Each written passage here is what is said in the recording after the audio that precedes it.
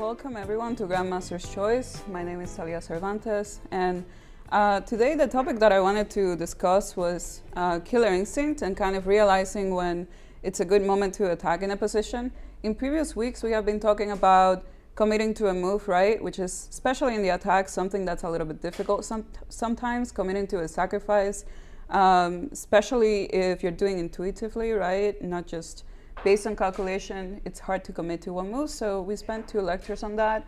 We've talked about pattern recognition a little bit, time versus material, and topics like that.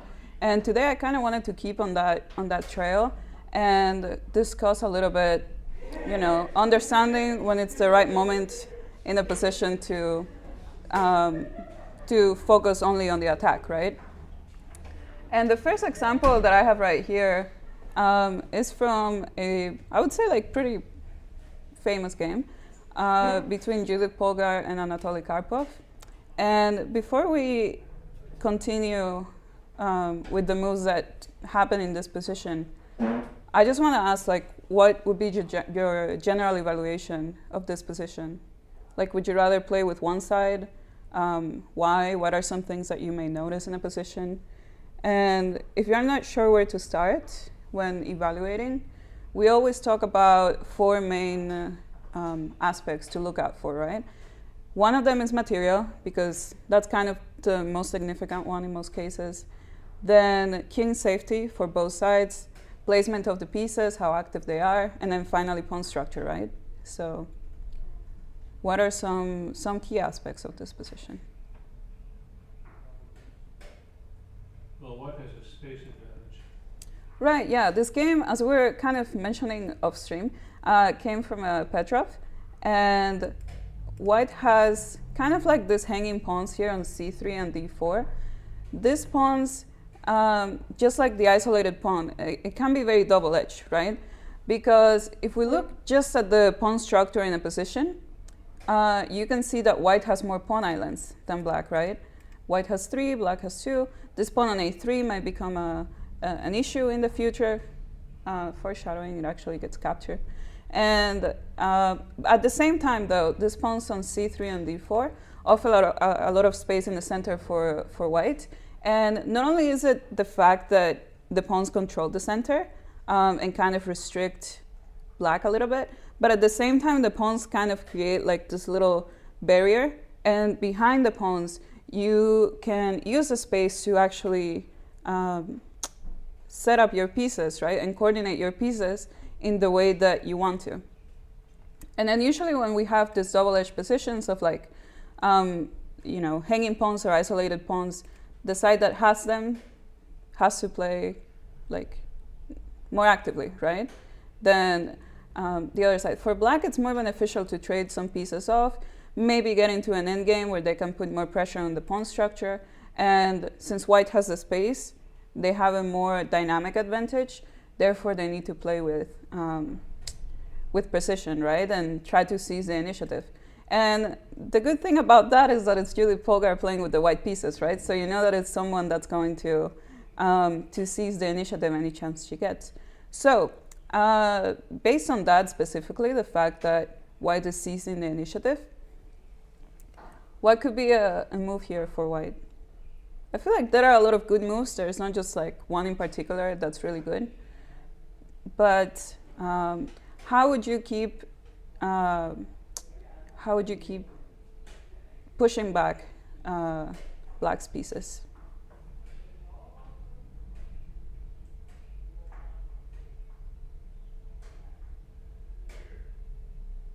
Actually, we only discussed the pawn structure, but like if you look at the pieces, right, they look so nice. With this 2 rooks doubled up on the e file, this bishop right here, knight is nicely placed. It looks so good. Yeah. Well, the good thing is that we have the time to make moves, right? So.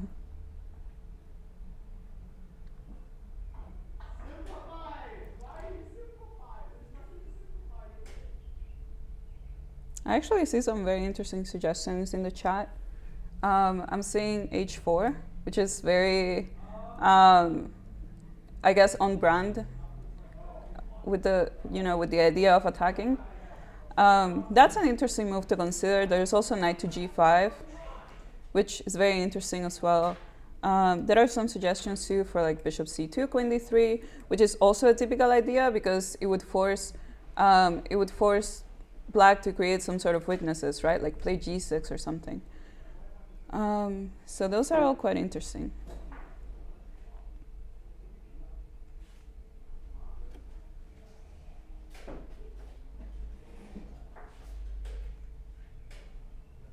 Any other ideas?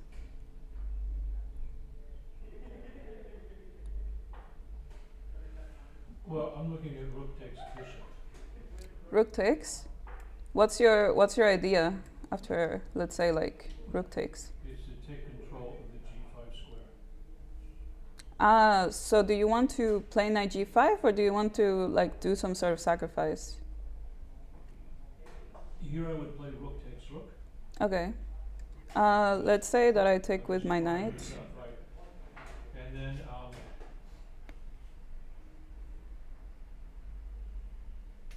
the problem is going to be f5 with this. You mean like after knight g5 or?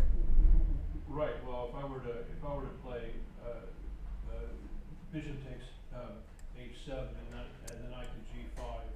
Yeah, the thing I would say that it's always very nice when you can create like this Greek gift sacrifice, but few things to watch out for, in my experience. One of them is the fact that after you do the sacrifices and you bring the queen to h5, first of all, if the opponent, in this case black, can bring either the bishop or the queen into this diagonal, it tends to be very worrying. So bishop to f5 here would kind of neutralize the threats. Or I guess in this particular case, something like queen h6 may also work. Our rooks are so pretty on the open file, doubled up. We don't have to give them up just yet. We can use them in our attack.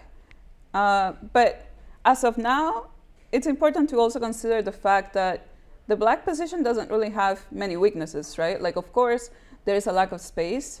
But I wouldn't say that, there's a hook in the position for us to cling on, or there's maybe like a piece that's completely out of play. Like the pieces are passive, sure, but there's no immediate target, right?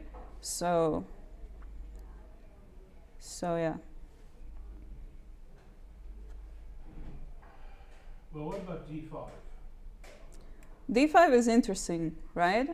Because not only is it attacking the knight, but also the queen can't take it, right? Yeah. Because there's bishop takes h7. And then all of a sudden, like, these tactics end up working. d5 is a move that was played in the game, and overall, I think this is a very interesting idea, since you're trying to uncoordinate, kind of destabilize the black pieces, right? Because once this knight moves, in this particular case, it went to h5. Once the knight moves, then there's going to be a little bit of extra pressure here on e7, because the queen and the rook have to defend it, right? And at the same time, once the knight goes to h5, the knight all of a sudden is like getting farther away from the game, right?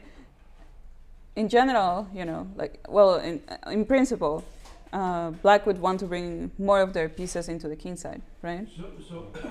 So why did Karpov play to a5 instead of d3? Sorry, where? So he played knight to a5 instead of d8. The thing is that the knight going back to d8, technically, it's still like close to the position, but it's not certain what the future is for this knight, right? Because again, like all of the pieces are kind of, I guess, stuck, right?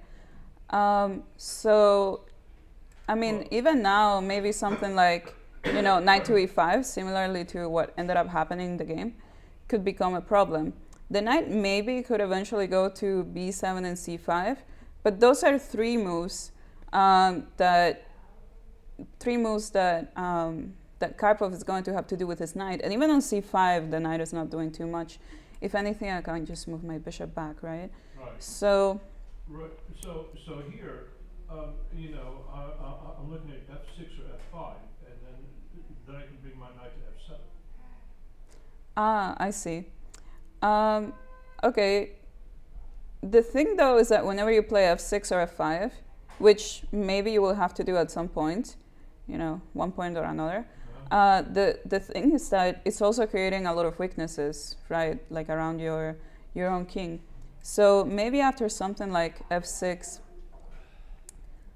probably knight takes D7 works. There is also knight to C4, which seems pretty annoying because it's attacking the queen. Still can't take on D5 because of bishop H7. And the queen is also tied to the defense of E7.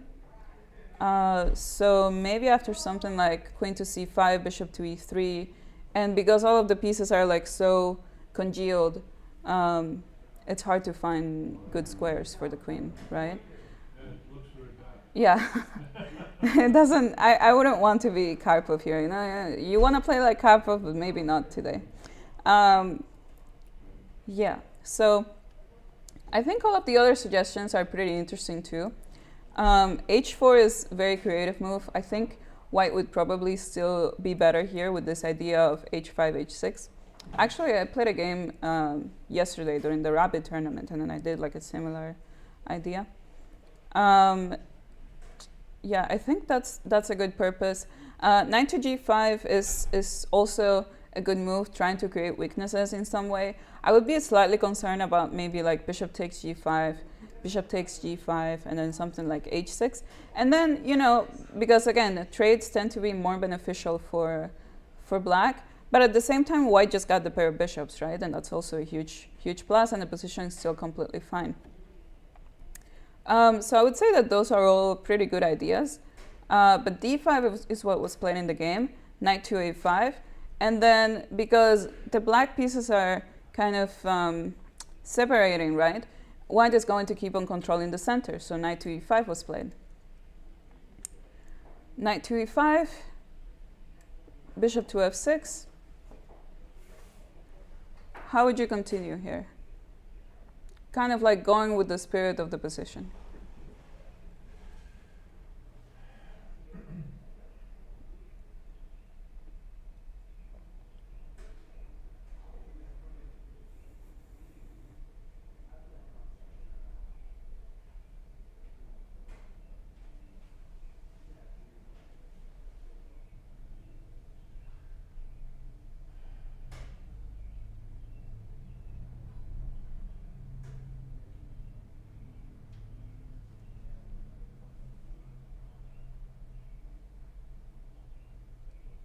I think we have talked in the past about like a little saying or advice that if you can develop pieces while at the same time making threats, it tends to be a pretty good idea.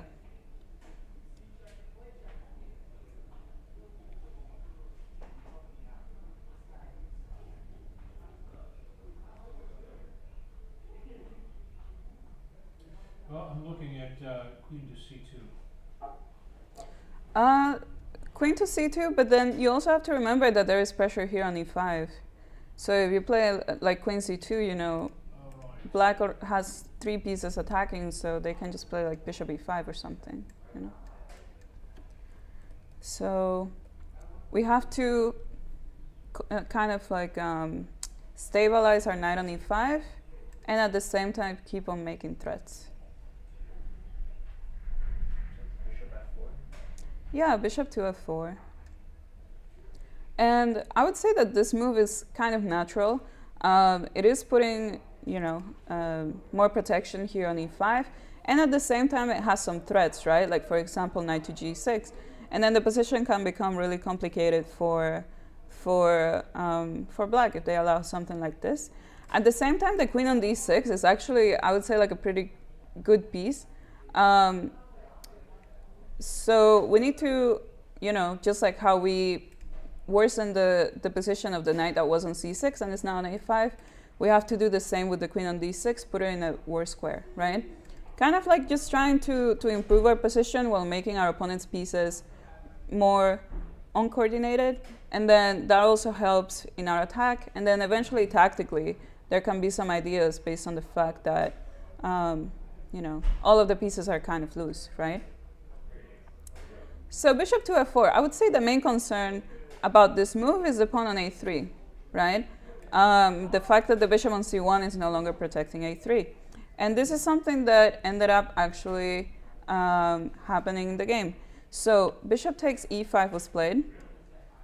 Bishop takes e5. And kind of similarly to how I said earlier, even though it is true that it's more beneficial for black to trade pieces, white just got the pair of bishops, right? And not just a pair of bishops, but the exchange also came with an improvement of this bishop, right? Because it was on f4, now it's on e5, and then it supports the ideas, of an attack on the king side. Queen takes d5 is still not possible because of bishop h7, so it's actually kind of difficult to make a move here for black, but there's a free pawn on a3, so queen takes a3 was played. However, I would say that in this position, especially after the queen goes so far away to a3, right, because it's going to the complete opposite side of the board, and we have seen examples in the past in this class where, one side doesn't have enough pieces to defend their king that's being attacked because all of the pieces are on the opposite side of the board. And especially when you divide the board in half between the D and E file, right? You can kind of see that all of the pieces are focused on one side, and then some of black's pieces are on the complete opposite side, not really doing much. So after a move like queen takes a3, Judit pretty much just decided to keep improving her pieces.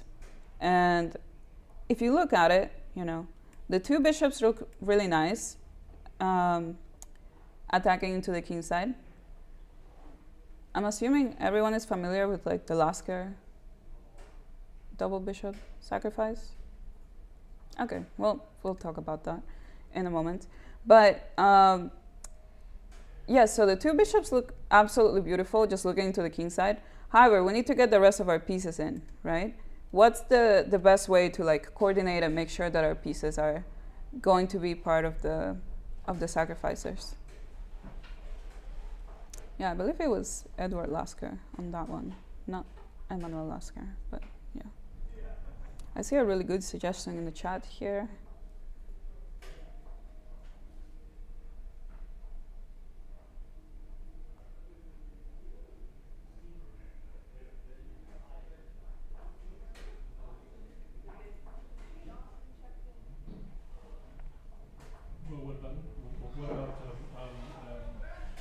Lifting that rook. Yeah, where? Rook to e3. Rook to e3, right? This move is so simple, yet it makes a lot of sense, right? Because not only is it allowing for the rook to eventually get into the third rank, right, with something like rook g3, but at the same time it opens up the way for the queen, right, which is also very necessary because we want to make sure that the queen is part of our attack. So with this move, rook to e3, already, white is getting ready for some forcing moves. And I would say that slowly but surely, since the moment that white played d5, it's kind of becoming more and more dangerous for black, right? Because the position is no longer stable, kind of like how I implied in the beginning, the fact that black had no clear weakness, it was just an uncomfortable position because of a lack of space. Now the pieces are dispersed all over the board. There's still tension on the e file. There are some threats of the bishops looking into the king side, which, by the way, often has to do with the fact that in this case, for example, black doesn't have the main defender of the king, which is a knight on f6, right? A lot of tactics can happen because of that, especially some Greek gifts and stuff. So, not only that, but at the same time, white has been improving their pieces, right? Not only gaining more space in the center, but getting the bishop pair, and now coordinating the heavy pieces. There was a funny idea in the chat, actually, which was rook to a2, with the idea that after queen takes, we have some sort of sacrifice with bishop h7, takes queen h5. The unfortunate thing is that there's this pin that's going to become a problem, right? But it was a very creative try. Just, you know, if you're playing a game, be more careful because before doing a sacrifice, yeah? But okay, so rook to e3. And I'm not exactly sure what was going on through Karpov's mind at this time, but he clearly didn't think that there was nothing too big going on in the position because he played the very simple move queen to c5, just to retreat, you know, trying to get the queen somewhat back into the game. However, this move doesn't create any new threats, and it doesn't stop any of the threats that white already had, right? Which, you know, kind of has to do a little bit with how we always say that after the opponent moves, you want to ask yourself, okay, what is my opponent threatening? What's the idea? What could be the next move that they play, right? So after the move queen to c5, which is very, I would say, you know, kind of like giving the turn to white, Judit is not going to miss a chance, right? So white to move and win.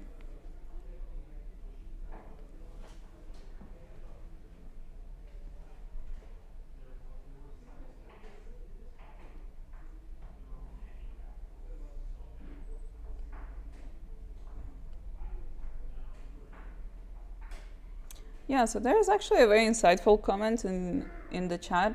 It says, I legitimately didn't explore queen takes a3 because I just put the queen on c5 in my analysis. Karpov won a pawn in the line, but lost the tempo. Seems like tempos matter more than the pawns.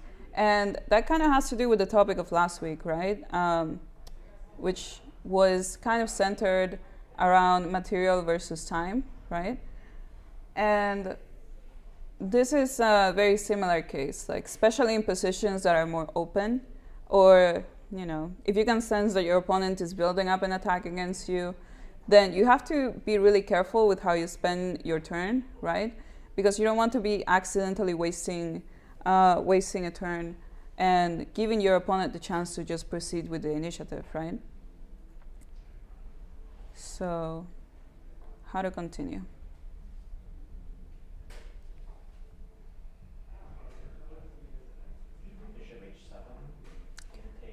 Mm-hmm. Yeah, bishop takes h7, king takes, and actually after queen to h5, Karpov resigned.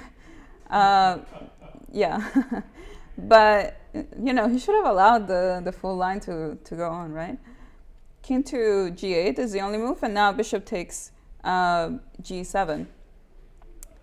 And this sacrifice works, double bishop sacrifice, very beautiful. This is why I was referencing the Lasker game earlier, because it kind of stemmed from that idea, which funny enough is Edward Lasker, not Emanuel Lasker. So like, at least to me, that's very confusing, and it was very confusing when I was learning about this for the first time.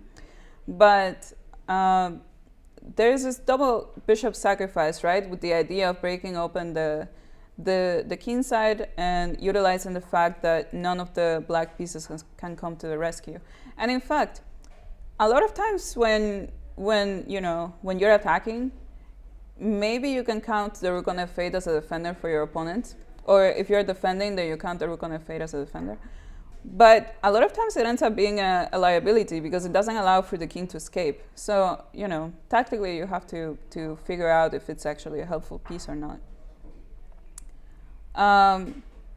So yes, bishop takes g7, and of course now if king takes g7, then there's rook g3, and there's no way for the king to escape to, king f6, queen g5. So the other rook, the one on the e file, which has been doing a really good job the entire game, prevents the king from escaping. I guess also the pawn on d5, which was our first move. If, you know, a move like f6, maybe, I don't know, maybe Karpov could have tried this. I would say that pretty much any move is winning in this position. Probably queen to h8, king f7, bishop takes f8, something like this is completely winning as well. I think queen g6 should work. Actually, my only concern would be maybe bishop f5, but then this has to be winning somehow, right? Like I'm assuming that even if like queen takes here, rook g3, right? So and then king f7, queen h7. So queen g6 is winning. Actually, bishop takes f6 is winning too, which is very nice because there's a threat of queen g6 and well, not even queen g7, just queen g6. And at the same time, if rook takes, and there is, well, I guess you can take, but there is rook g3 even. So it's just like, you know, completely busting the position open, right? And there's no chance to defend. So yeah, after queen to h5, Karpov actually decided to resign. And this was, at least I found it very interesting because you don't usually see someone lose, you know, in this way. But at the same time, it's difficult to wonder what Karpov should have done, right? Because all of the pieces are either on the opposite side of the board or on time to defend the king, right? So the way that white kept improving this position was, first of all, trying to gain more space, right? And at the same time, uncoordinate the opponent's pieces. Then you kept improving on your own, right? Developing the bishop from c1 to f4. Eventually later bring the rook from e2 to e3. Whenever the trades happen in the position, they always benefited white, like getting the bishop pair. And at the same time bringing the bishop over to the e5 square so that this double bishop sacrifice could work. And yeah, eventually, a lot of times it just comes down to calculation. And this is why we always recommend working on tactics, because then a move like bishop takes h7 kind of just comes naturally, right? So, you know, this was a really good example, in my opinion. One of the many world champions that Judit has defeated. So, next example. We don't have any questions about this, right? Oh, yeah, he said queen c5, which was sort of criticized. Uh-huh. Was there a defense for black? Like queen a4 to swing over or something? Or, I mean, that doesn't really... I think queen a4 doesn't really stop the threats, because you can probably still do bishop h7 takes and queen h5. Queen h8 after bishop h7, queen h5, and then queen g4. Like, I mean, it's probably already bad for black. Ah, I see. But is that the best out of our terrible positions? Queen a4, I would like to assume that this is still working. And then after king to h8, I would also like to assume that this is working. But probably we can... Oh, actually, you know what? I think we can bring the bishop back to c2, and then it's completely winning. But maybe queen to h5, queen to g4, and then there might be some tricks here with like bishop takes, and then rook takes. Maybe this is unnecessary. I don't know. We have enough pawns. Something like this is probably winning, I would say. But also, like, also just bishop c2. Yeah, bishop c2. This queen can never actually come to g4 because of the same idea, but actually we end up keeping the bishop, so it's even better. And then if like queen to h4 or something, then we can't play rook h3, but we can play like rook e4. I mean, the king is now open, right? Like, there's no way that he's going to defend the h file forever. Probably we can even play something like bishop g3 next move, right? So that we can set up this idea. And yeah, I would say that the position is still really, really tough. So if he tries to yeah. block on g4 after sorry, like here? Yeah, if he tries to if he tries to block on g4, then you have rook to h3. Oh yeah, you're right. There's also rook h3. So you don't even have to. I mean, you can probably just trade queens and play bishop g7, but this is even better because probably they're forced to sacrifice here. Yeah. So yeah, well spotted. I would say that if anything, probably instead of retreating the queen in some way, something like g6 was needed, but at the same time, now there is another weakness in the position, right? So overall, the white position is still very strong. This bishop doesn't have a rival, right? And it's always going to keep controlling the dark squares. And at the same time, there's more than enough compensation, right, for this pawn on a3, right? I mean, isn't he just going to play queen to h5 now anyway? Queen to h5 is a very beautiful move, but I think that after it takes rook g3, there is bishop g4. Yeah, then you take it. But I have the pawn on h5 supporting it. Pardon me? No? Oh, Yeah. that's unfortunate. So be careful when you do when you do the sacrifice, because then the position can change completely. No, but maybe you can play something like which is actually being suggested in the chat. Something like queen to f3 might still be possible with some ideas of queen f6. The position is still better for white, but for sure g6 puts up a better challenge than just queen to c5, because clearly with a move like this, it's not that Karpov is not good and has bad judgments. It's just the fact that he probably didn't realize the actual danger of the position, right? So, yeah, so probably g6 would have been a better try. I would say maybe h6 too, but then here I'm a little bit worried about, potential ideas of attack on g7. So just g6 for now would have been better, but even here the pieces are too strong. Yeah. Any other questions? Okay. Okay, in that case, we're moving on to the next example, which is also, I would say, like pretty famous. Which is this game right here between Botvinnik and Capablanca. Actually, I might, should I show the game a few moves before? I think there was some, I'm actually going to show the games a few moves before. Just because I want to point out something that I hadn't thought about earlier, but it's actually quite important. So in this position right here, it seems rather, rather basic, rather normal. It was certainly like a d4 opening, and you get this pawn structure quite a bit, c4 d5 versus c3 d4, and the ideas of the position kind of flow very naturally once you understand what's going on and how to handle the pawn structure. But I'm going to ask you, how would you play in this position, or like what would be your idea? What do you notice about the position? Similar to the evaluation that I was asking earlier for the previous game. This one I feel like it's a bit more strategical than the previous example, but it's going to get interesting soon.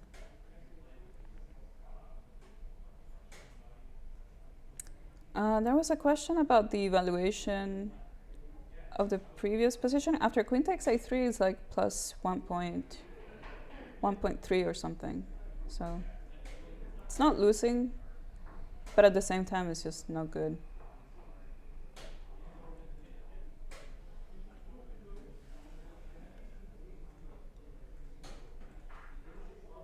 Was he already in trouble before queen a3? Like, was that his only choice to grab on a3? Or he was already in trouble, yeah, by that point, because the queen didn't have many squares on d6, and even the position that we started the example on is already like clearly better for white. So yeah.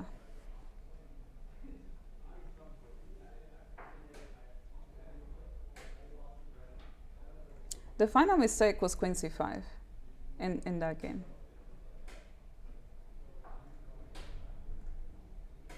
We have checksum in the chat with king h1, rook g1, g4, g5.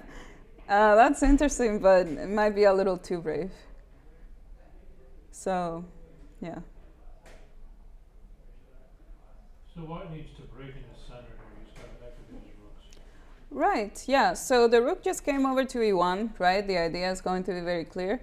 Eventually, this knight is going to come to g3, and it's going to support f3 and e4, right? This is the main break that white has in the position, because otherwise they're going to be suffocated by these pawns here on c4 and d5.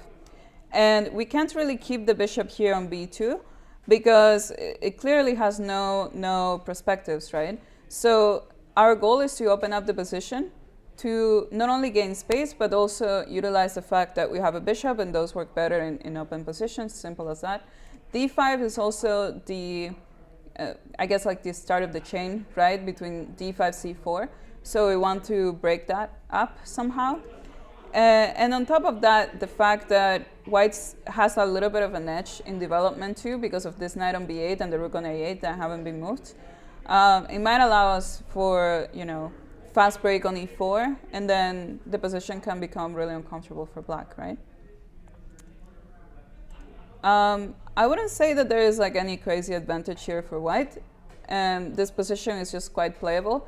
It kind of just has to do with how you carry out the ideas, right? At this point, it's still, a strategical, technical game. Eventually, once the center opens up, then it becomes a bit sharper, right? So like I said, rook a e1 was just played. And of course, with the black pieces, Capablanca is not going to stay behind in development. So knight to c6 was played. Knight to g3. Now I want to ask, what do you think about this knight on c6? Is there a square that you would want to bring this knight to? I know it's a little bit out of left field, but I would say next 2-3 moves here as black. Especially taking into account that the move rooks from a1 to e1. Because there is one idea that Capablanca had for the next few moves. And I remember when I was growing up looking at this game, my coach made a lot of emphasis on this idea. So, yeah.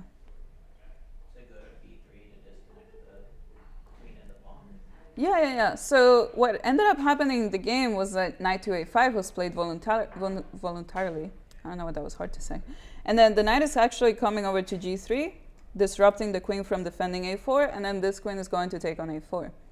If you try really hard to make a stretch, it is a little bit similar to the previous example because the knight eventually came to a5, and then the queen ended up taking the a pawn, while we were playing on the other side of the board completely. But this move knight to a5 is actually a big inaccuracy because even though the knight technically is on an outpost here on b3, and it disrupts the queen from defending a4, it doesn't actually have a threat, right? The knight is on b3, it looks nice, but it doesn't really do much, right? So when you're looking for squares for your pieces, it's important to not only, find a square that looks nice, it has to have some sort of idea, right? It is true that our bishop is not so good right now, but you'll see. So knight to a5, and since black is going on, continuing with their idea, we have to keep with our idea, which is, f3, right? I did see a comment earlier that was f3 directly. But of course, there's some rook e3 ideas. So that's why knight g3 is also very useful.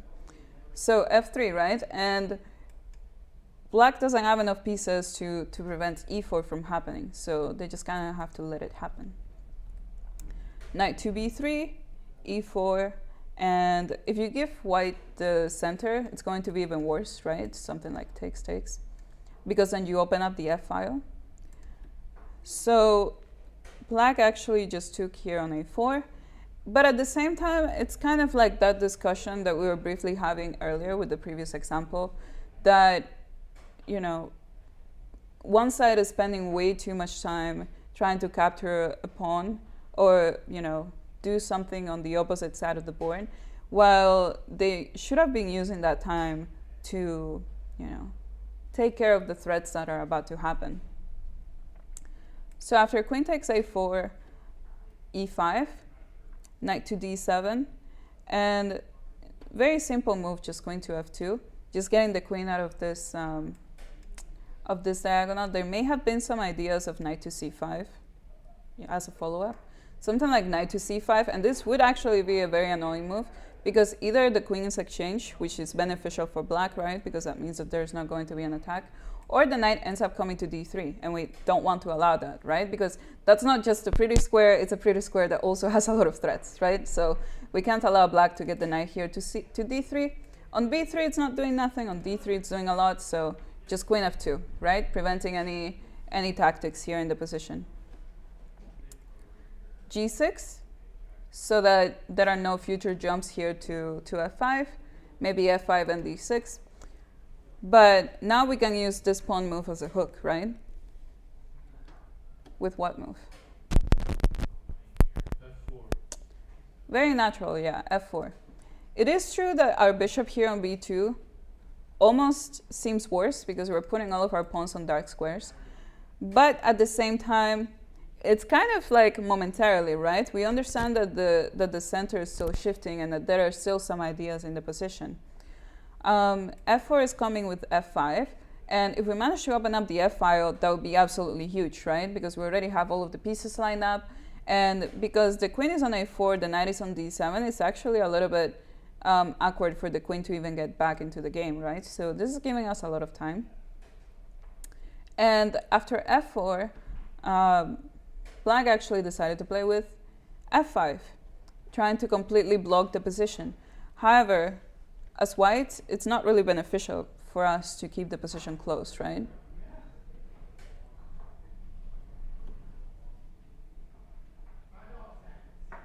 Someone said queen takes f7 looks good though, but I don't really know what they're referring to. So f5.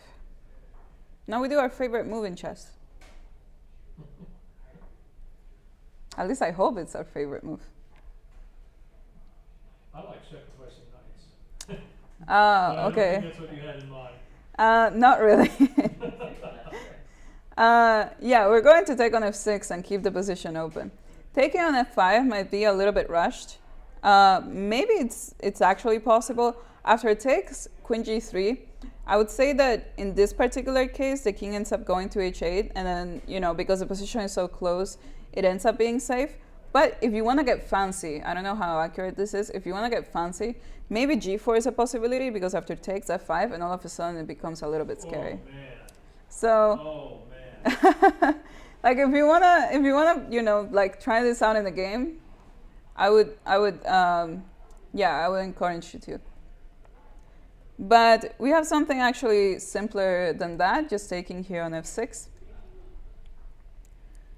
We do the en passant, right? Like, very exciting. And the whole point is that we eliminate the f-pawn and we still have the f5 idea. So knight takes f6, f5, and I would say that now the position is just kind of collapsing, right? Because what do you do? Like, once the f-file opens up, there's no salvation, right? And the fact that the knight is on f6 also means that takes comes with a big threat, right? Knight to g4 doesn't really ease the position, because after something like queen to f4 or even queen to f3, right, attacking both of this, it's impossible to keep everything under control. The pieces are just way too loose.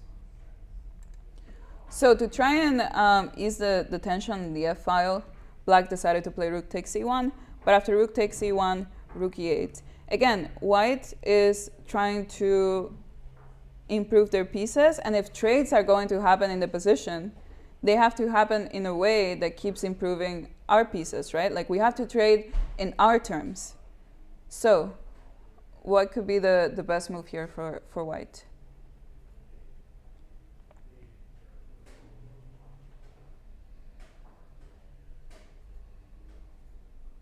And there's only one move, so good luck.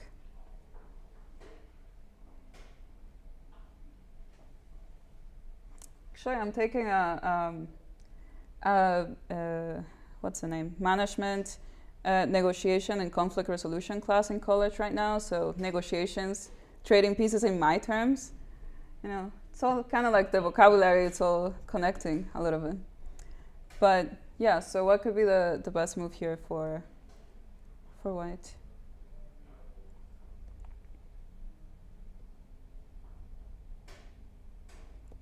Rook e5 is an interesting suggestion, but my only concern is that after rook to e5, there's knight to g4. And then all of a sudden you're forced to actually trade here, and that's not really what you want.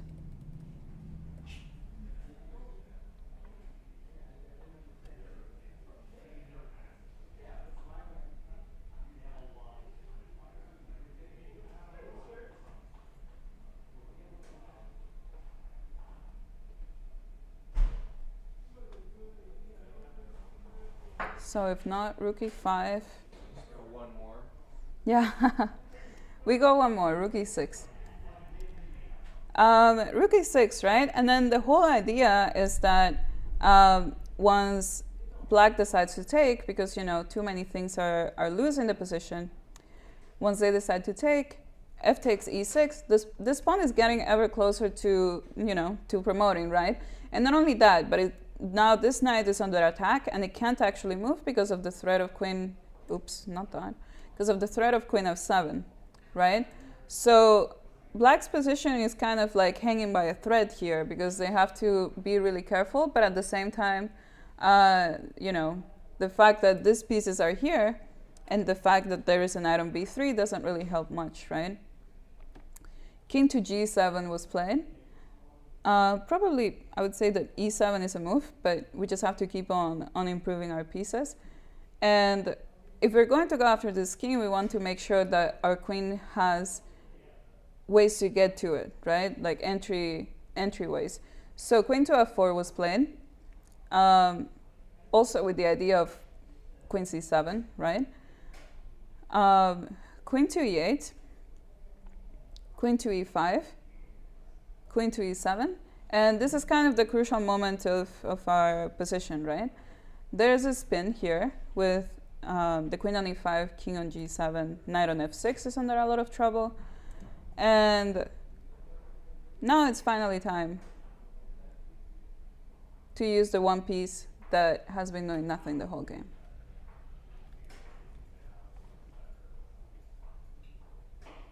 So bishop a3, queen a3, Uh-huh. push, king f7, king f6. Wait, so e7, I didn't have e7 into account. e7, are you sure that you're getting away from the checks? Like if queen c1 or something? Because then that may become a problem. Like king here,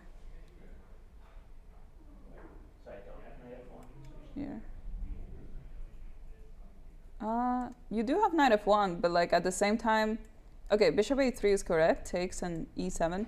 At the same time, the thing is that like even if you, oh wait, no, I guess even if you promote, it's not a problem. So yeah, maybe, I don't know, maybe queen c1, knight f1, somehow you're holding. I was gonna say something like takes, and here the position is still unclear. But probably there's also queen a4, I would say.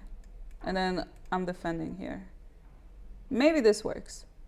We actually have something stronger after queen takes than e7.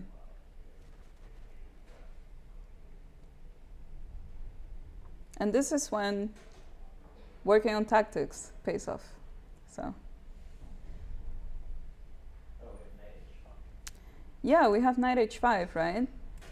This knight is under a lot of pressure, so pretty much black is forced to capture. And then queen g5, right?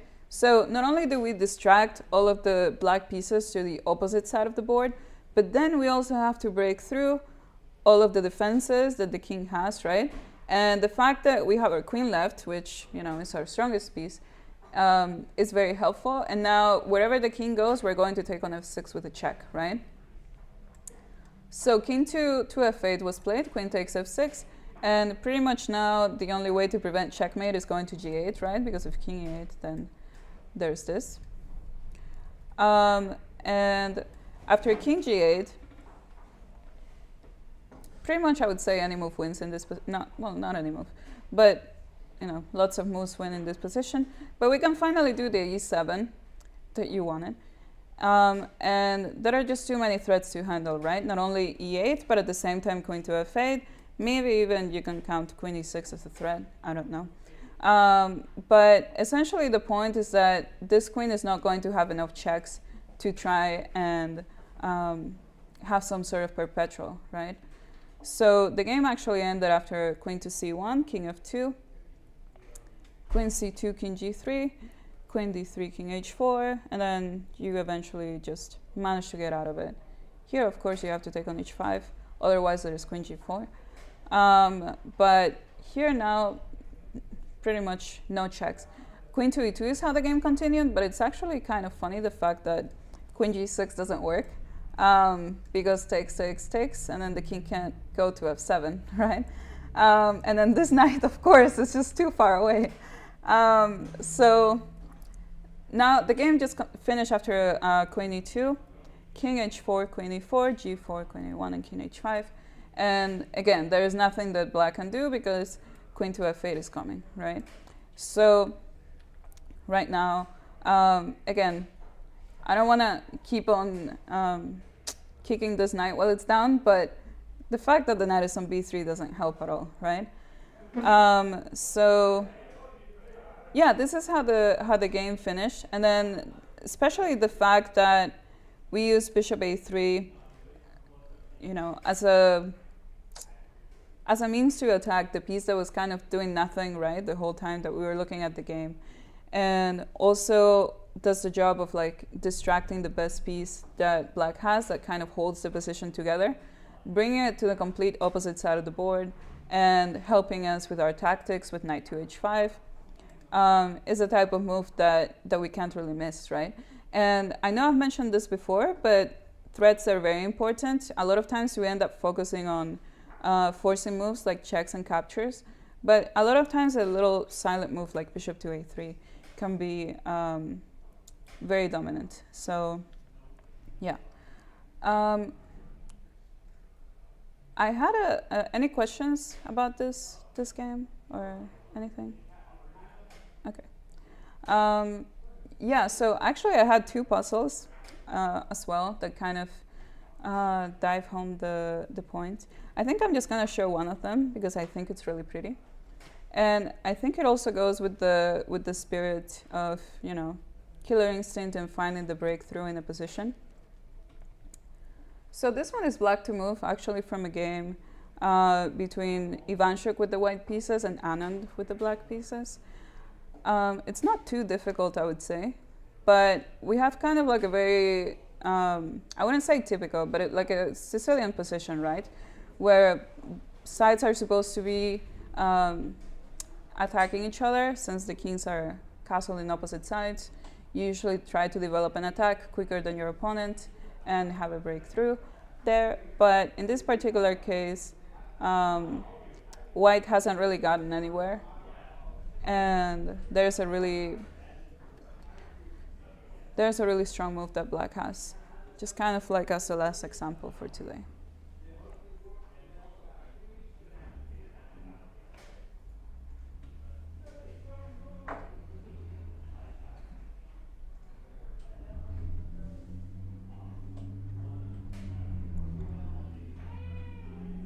And somehow, again, all of the topics are still connected because the only reason why this tactic works is because there is a bishop on f1 that hasn't developed, right? So you can see the common themes here.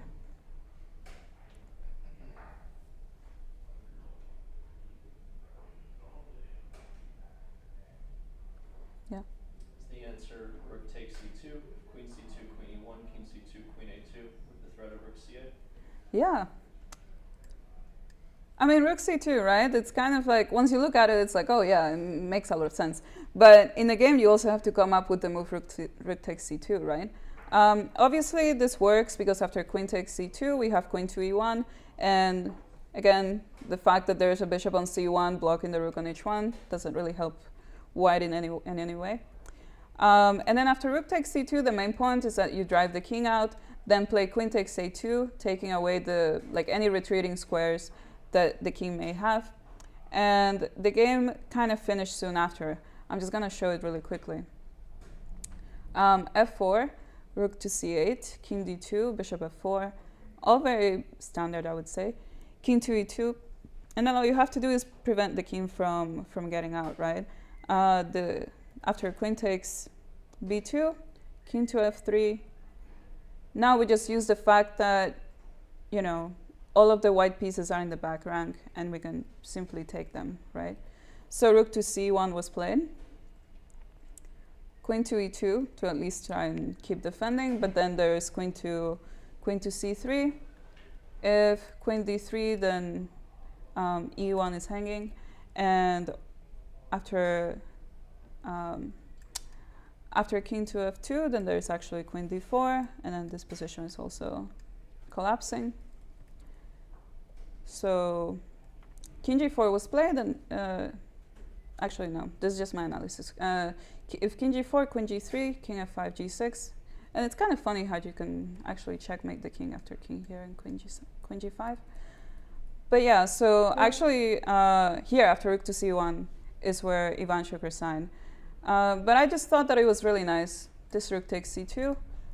Again, kind of like bringing together all of the factors of the position, right?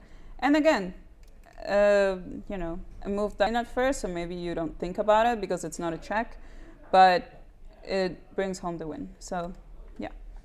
All right, so for today, I think that's gonna be all that I have. Again, just kind of like looking over different examples of how to carry out an attack and knowing when it's the right moment to strike. You know, disrupting all of the defenses from the opponent, and then actually having a breakthrough. And a lot of times you can use the fact that the opponent's pieces are loose to your advantage. So, yeah, I think we're good to end. And thank you everyone for coming today. Thank you so much. Thank you.